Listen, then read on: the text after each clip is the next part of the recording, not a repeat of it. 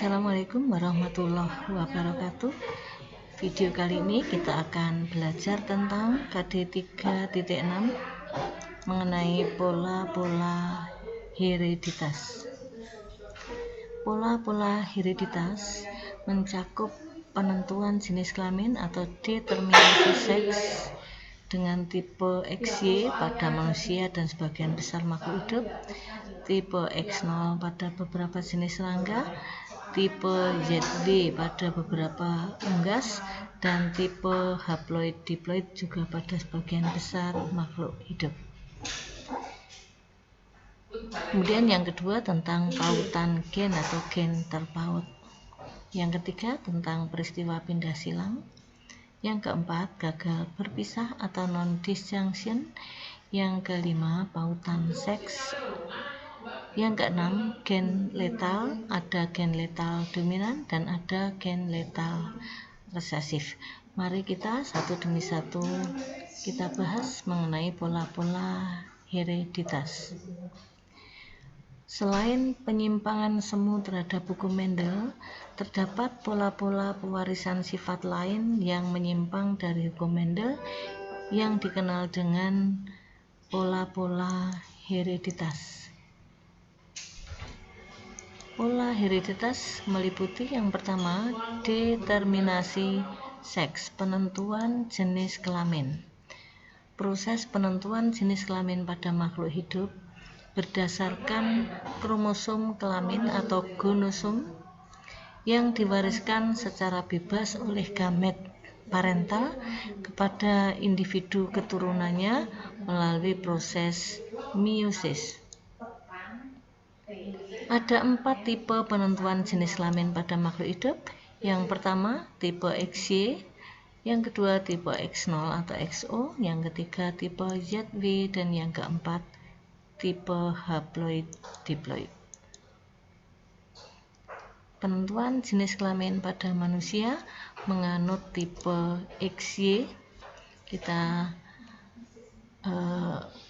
kerjakan parental atau induk, yaitu ayah ibu kita. Fenotipnya yang ibu berfenotip perempuan, yang ayah berfenotip laki-laki. Kemudian genotipnya kita cukup menuliskan kromosom seksnya saja, yaitu pada ibu adalah XX, pada ayah XY. Gamet yang dibentuk untuk ibu nanti X dan X ini akan memisah, XX akan memisah menjadi X dan X, dan pada ayah XY akan memisah menjadi X dan Y. Bagaimanakah jenis kelamin keturunannya, yaitu F1, yakni gamet ibu yang atas ketemu gamet bapak yang atas XX, kemudian gamet ibu yang bawah ketemu gamet bapak yang atas XX juga, berarti X-nya ada 2. Kemudian gamet ibu yang atas ketemu gamet bapak yang bawah XY, dan gamet ibu yang bawah ketemu dengan gamet bapak yang bawah XY juga, sehingga rasio genotip F1-nya ada 2XX dan ada 2XY, atau 2:2 atau 1:1, atau 50% kemungkinan lahir perempuan dan 50% kemungkinan lahir bayi laki-laki. Rasio fenotipnya perempuan banding laki-laki sama dengan 1:1 atau 50% banding 50%. Jadi kalau ada seorang ibu hamil kemudian kita disuruh memprediksi bayi yang dikandungnya itu laki-laki apa perempuan, maka jawabnya hanya ada 2 kemungkinan. Kalau tidak perempuan, ya laki-laki. Peluangnya besar mana? Sama, 50%, 50%.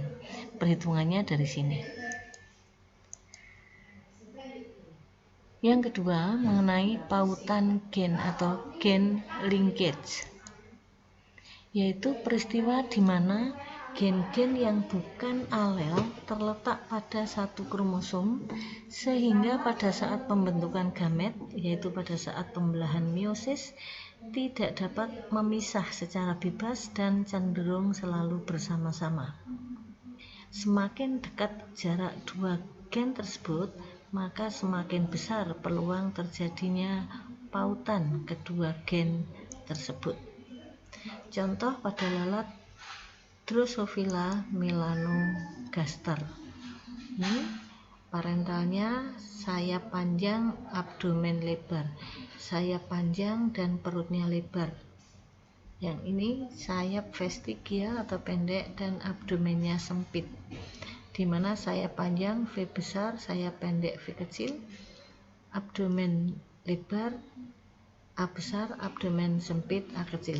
Berarti sayap panjang dominan terhadap sayap pendek, abdomen lebar dominan terhadap abdomen sempit, di mana dua gen yaitu sayap dan abdomen tadi berpautan, jaraknya terlalu dekat sehingga dia akan memisah bersama-sama, selalu bersama-sama, sehingga menulisnya V besar V besar A besar A besar, ini V kecil V kecil A kecil A kecil.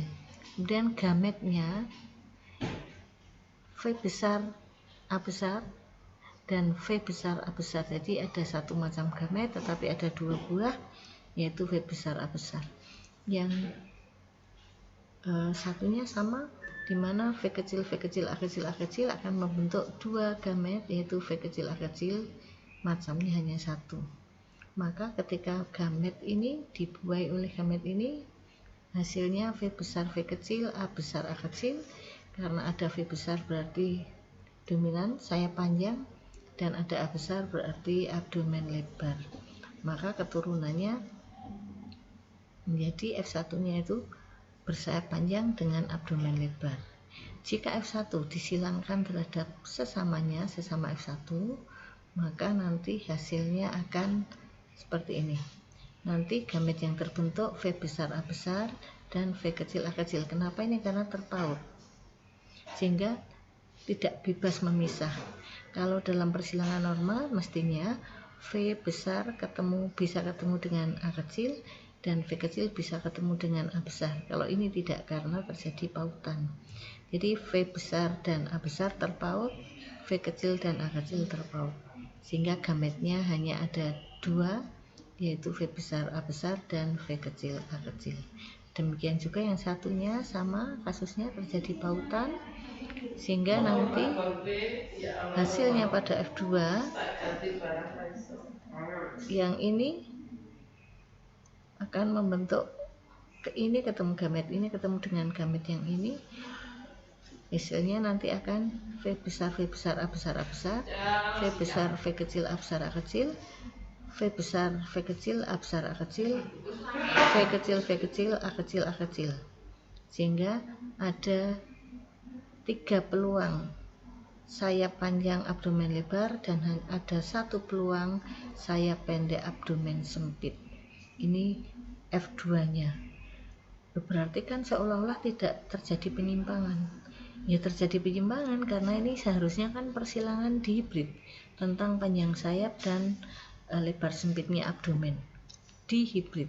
Harusnya di F2-nya itu munculnya ada 4 macam fenotip dengan perbandingan 9331. Tapi di sini F2-nya hanya ada 2 macam fenotip, sayap panjang abdomen lebar dan sayap pendek abdomen sempit, dengan perbandingan 3:1. Jadi seperti pada persilangan monohibrid, padahal ini dihibrid. Berarti terjadi penyimpangan hukum Mendel gara-gara adanya peristiwa pautan. Contoh,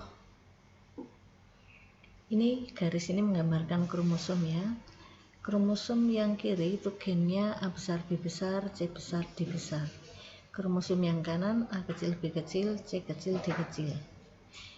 Artinya bahwa gen A besar itu karena berada dalam satu kromosom dengan B besar C besar D besar, maka berarti A besar itu terpaut dengan gen B besar C besar D besar.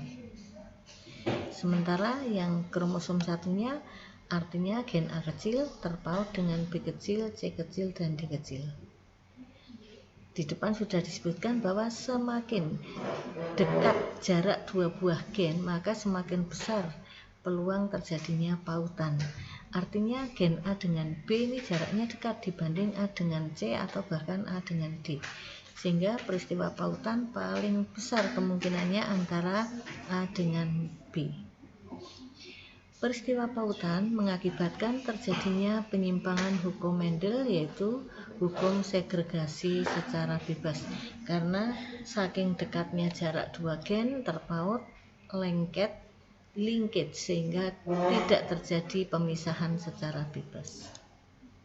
Contoh soal: dikawinkan lalat buah Drosophila melanogaster jantan berbadan kelabu sayap panjang dengan lalat betina berbadan hitam sayap pendek. Jika gen badan kelabu dan sayap panjang bersifat dominan dan terjadi pautan antara gen panjang dan kelabu, juga gen hitam dan gen pendek, tentukan rasio genotip dan fenotip F1 dan F2-nya. Cermati soalnya, kita tulis jawabannya. Parentalnya fenotip, di sini jantan betinanya sudah ditentukan. Yang betina adalah hitam sayap pendek, hitam pendek. Yang jantan kelabu panjang. Dalam soal tadi disebutkan bahwa gen kelabu dan panjang bersifat dominan, maka saya garis bawah ini yang dominan. Genotipnya mestinya kalau tidak ada kata-kata di sini terjadi pautan, menuliskannya biasa. Hitam itu berarti karena kelabu yang dominan, berarti kelabu itu K besar, panjang dominan berarti P besar. Berarti yang kelabu panjang ini genotipnya mestinya kalau normal menulisnya K besar, K besar, P besar, P besar. Tetapi berhubung di soal disebutkan terjadi pautan antara gen kelabu dan panjang, maka nulisnya menjadi K besar P besar straight garis bawah K besar P besar. Membacanya tetap K besar K besar, P besar P besar. Hanya penulisannya yang berbeda. Demikian juga hitam pendek mestinya ditulis K kecil K kecil P kecil P kecil. Tetapi menulisnya ini menjadi K kecil P kecil garis bawah K kecil P kecil.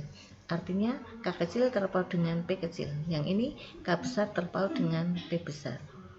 Kemudian bagaimanakah pembentukan gametnya? Nah, karena ini berdekatan nggak bisa pisah. Berarti ini linkage, pautan. Maka gametnya yang atas membentuk atas, yang bawah membentuk bawah. Sehingga menjadi K kecil P kecil dan K kecil P kecil, atau boleh ditulis 2 K kecil P kecil. Untuk membedakan peristiwa normal dan pautan, maka untuk peristiwa pautan K kecil P kecil ini diberi garis bawah, artinya satu kromosom terpaut. Demikian juga yang jantan K besar P besar akan memisah dengan K besar P besar, sehingga akan ada 2 gamet K besar P besar diberi garis bawah. Bagaimanakah F1-nya? Nah, F1-nya tinggal mengalihkan 2 kali 2 4. K besar P besar ditulis dulu, garis bawah K kecil P kecil. Keempat-empatnya kelabu panjang. Sekarang P2-nya. F1 disilangkan dengan F1. Kelabu panjang silangkan dengan kelabu panjang. Genotipnya tinggal nyontoh yang tadi. K besar P besar garis bawah K kecil P kecil, ini disilangkan dengan yang sama.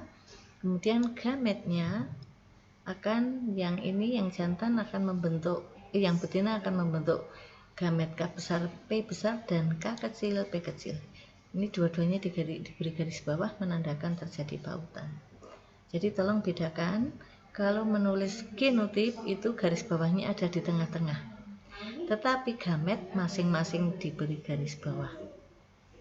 Jadi paham ya, ini seperti ini caranya.